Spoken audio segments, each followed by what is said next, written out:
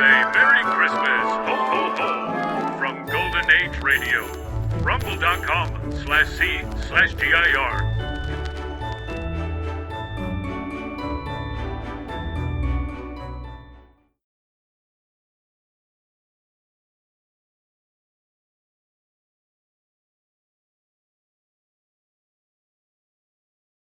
And now, another tale well calculated to keep you in suspense. The time, Christmas 1958. The place, Korea. The story, a Korean Christmas carol, written for Suspense by George Bamber.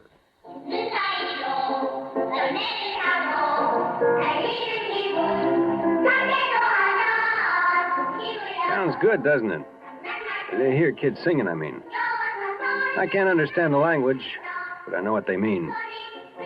They sound so fresh and full of promise, almost as if they knew. But then I'm getting ahead of myself. The name's Connolly, PFC Larry Connolly. I'm a soldier in Korea. I was sent here just about a year ago this time. That's where this strange story begins. Christmas, 1958.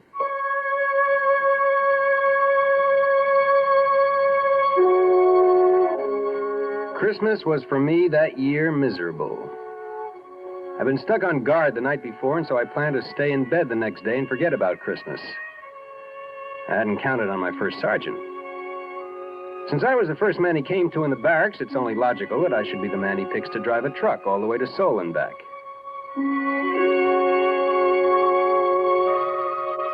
It was night by the time I got on the road, headed back from Seoul. It started to snow. Big flakes coming down soft at first, then so thick and fast I could hardly see.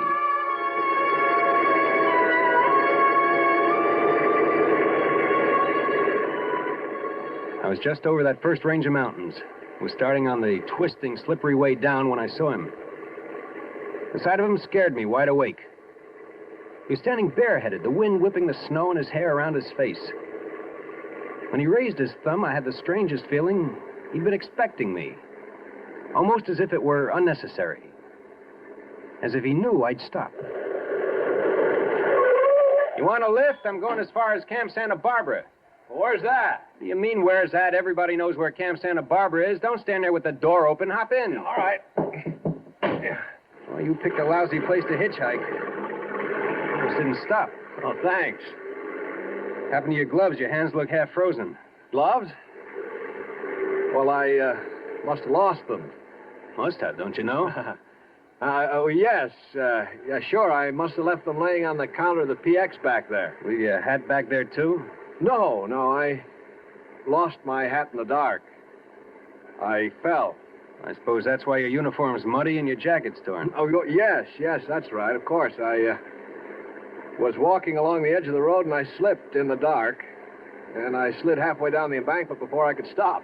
I see you managed to hang on to your bag. Oh, yeah, I can't afford to lose that. It's important. I'm late as it is. What outfit you from? 3rd Recon, 7th Division Infantry. Infantry? There's all artillery up this way. The infantry stationed about 7 miles back. You're headed in the wrong direction. Yeah, well, 3rd Recon is a special detachment. We're off in the hills, all by ourselves. It's just off this road. Never heard of it before. My name's Connolly. Larry Connolly. What's yours? Oh, thanks. Mine's Richard Dombrowski. Good to know you, Dombrowski. Say, look, if you can let go of that bag long enough, I'll let you wear my gloves till your hands warm up. Oh, no, thanks. That's all right. I'll put them in my pockets. Say, is it okay if I set my bag on the floor? Oh, sure, no sweat. Say, you don't have a cigarette, do you? I'm fresh out. Well, I don't know. Wait a minute. Yeah, here's some. Let me light it for you, though. You watch the road. I saw a whole truckload of troops disappear over that curve up ahead. Killed all but 2. Yeah? When that happened? 1951. 1951? Yep. You were here when the war was on. I guess you could say that. Tell me, Dombrowski, what were you doing Christmas Day? Bet they didn't send you all the way to Seoul with an empty truck on a wild goose chase. That's what I did today. What'd you do 7 years ago? Well, you see those lights up ahead? That's the village of Chungju-ri. We marched through there the day before Christmas. Were you scared? Oh, I think everybody's scared. Hey, look out. You'll burn yourself. What's the matter? Cigarette burned all the way down to your fingers. Oh. Isn't it burning you? Well, that? No. I guess it burned itself out before it got to my skin. Anyway, you see that hill over there? Well, Christmas Day, 1951, my platoon was all dug in around that hill. No kidding. Mm-hmm. We went out on a patrol from that hill. And that was one time I was plenty scared. As a matter of fact, it happened just 7 years ago tonight. It hadn't snowed that day, but there was snow on the ground. I can remember because the guys were joking that at least we had a white Christmas. And what a Christmas it was.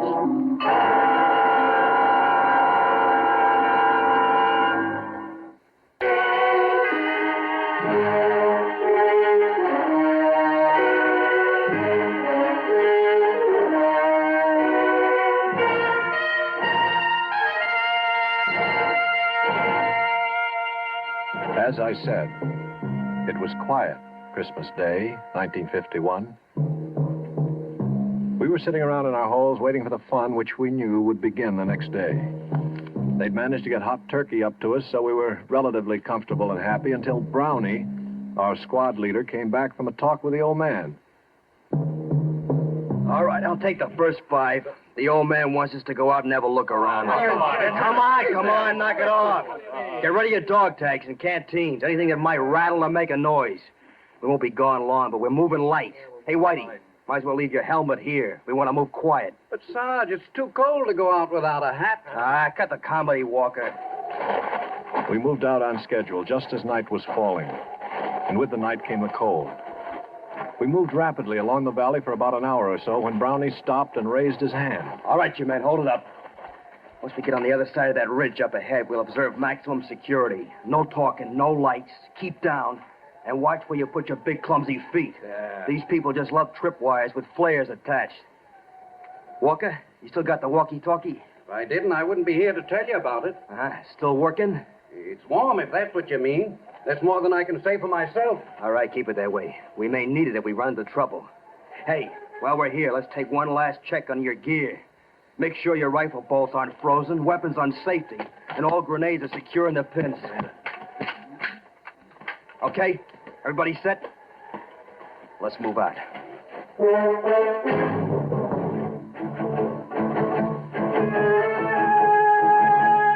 And so we did move out. The M1 felt light in my hands, like I'd never realized how light and easy it was to carry a rifle before. The going was easy. The rice paddies were frozen over and covered with snow, and we stepped carefully between the clumps of rice stubble left over from the last harvest, so the dry straw made no noise. We walked steadily, quietly, maybe 200 yards without a sound, regularly stepping up and over each low rice paddy wall as we came to it, each one bringing us just that much closer to the top. And then it happened.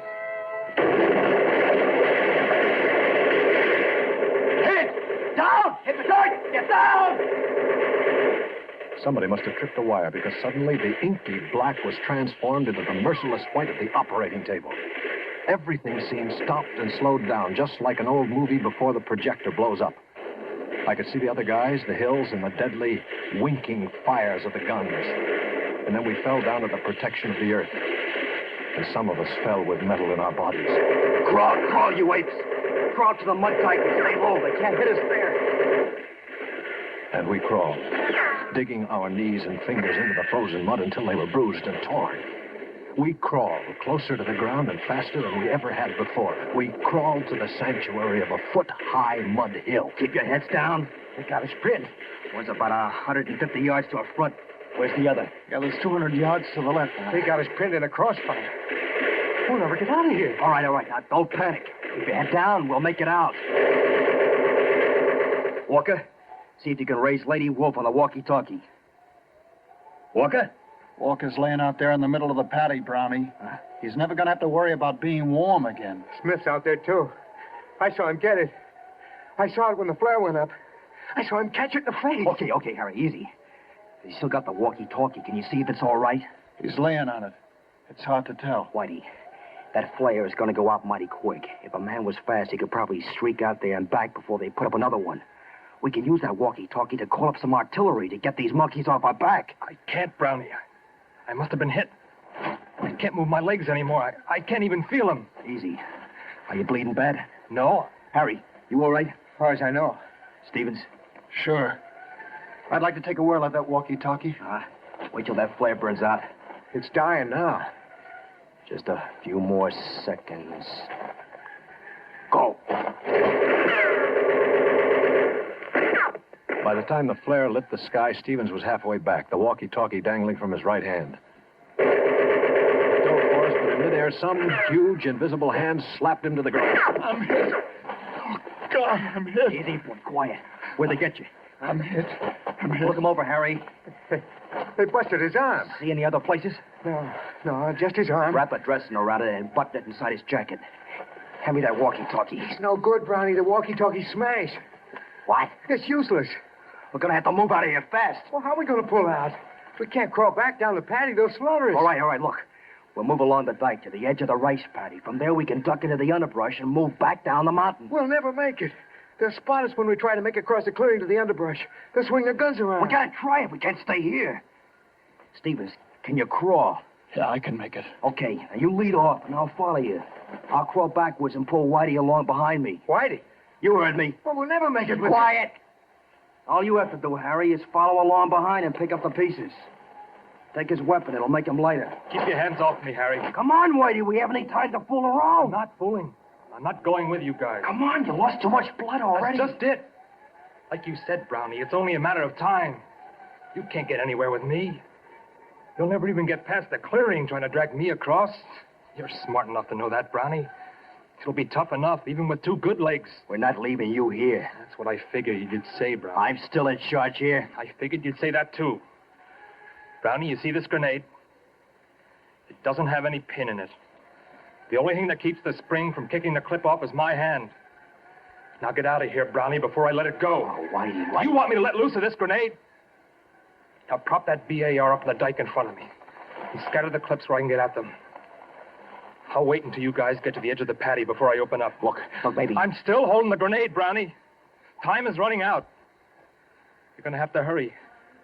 I feel like I want to fall asleep, and I don't know how much longer I can stay awake. Just wish me a very Merry Christmas and beat it.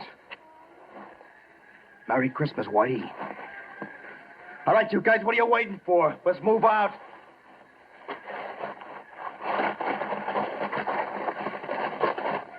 See, that's right. This is Christmas. Oh, little town of Bethlehem, how still we see... What's the matter? Don't you people like Christmas carols? Well, machine gun fire always was better getaway music than Christmas carols. Above thy dark and dreaming...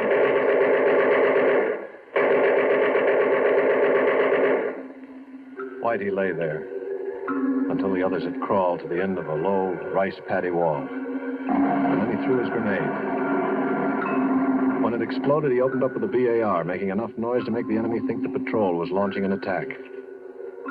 Both machine gun nests zeroed in on him, but Whitey stayed well below the little mud wall of the rice paddy, humming his Christmas carol, loading the BAR with a fresh clip every time it went empty, and perhaps wondering briefly why he was going to die so far away from home, on a little pond of frozen mud he didn't care about or even own. Still firing and singing, even after the rest of the squad had escaped into the underbrush, and until either the machine gunners found their mark, or else he finally fell asleep.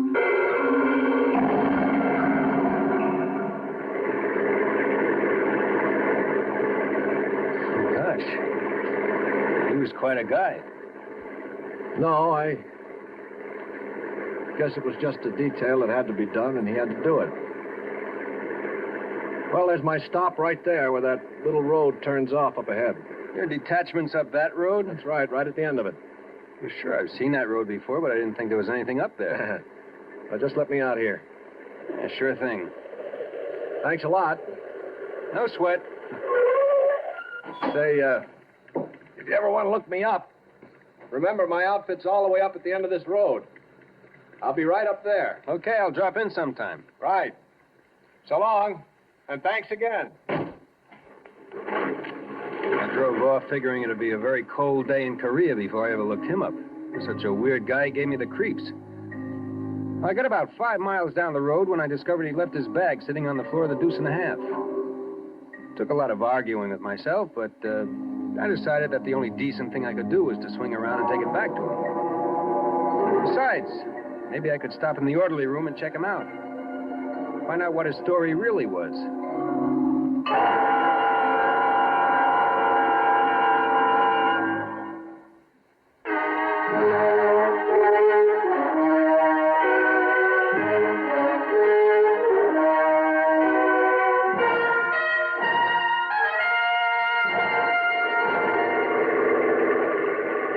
On the way back, I almost missed the road because it was so small and seldom used.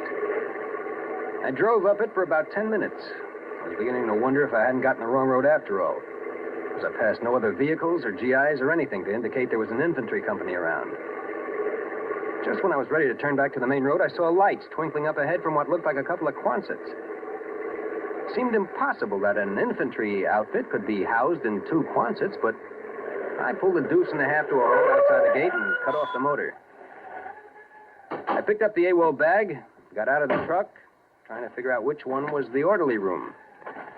I walked across the hard-packed snow of the yard to the first Quonset. I still couldn't figure it out. Light and warmth seemed to pour from the windows along with the music I remembered from somewhere, but couldn't quite understand. I stepped up to the first window I came to and looked inside. There were kids all over the place, kids of all sizes and descriptions, kids just old enough to sit by themselves, kids just losing their first teeth, some just starting their teens. I stood in the snow spellbound, just watching them sing. Finally, I tore myself away and headed for the front door, eager to be inside. A plaque made out of the howitzer shell stopped me. In the faint light, I could just barely make out the words engraved on the polished brass. But finally, I read it all.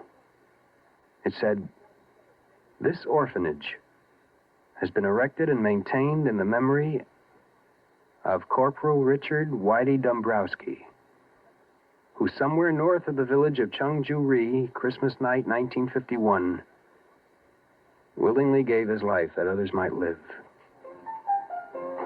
Suddenly, I didn't know where I belonged anymore.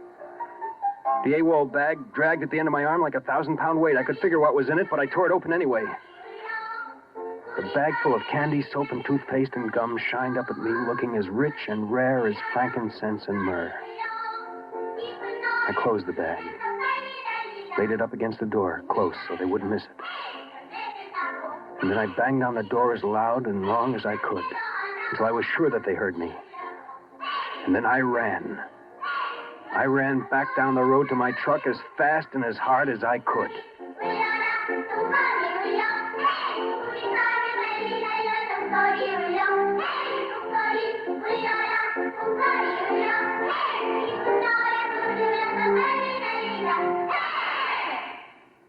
Suspense.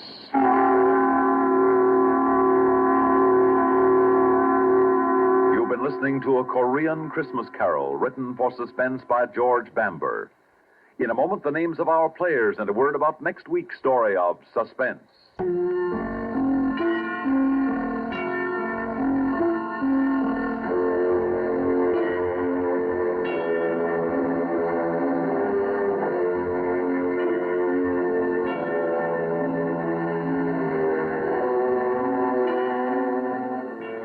In tonight's story were Bill Lipton as Larry Connolly and Lyle Sudrow as Richard. Also heard were Larry Robinson, Lawson Zerby, Phil Meader, Alan Manson, and Guy Rep. Listen again next week when we return with Moonlight Sail, written especially for Suspense by William N. Robeson. Another tale well calculated to keep you in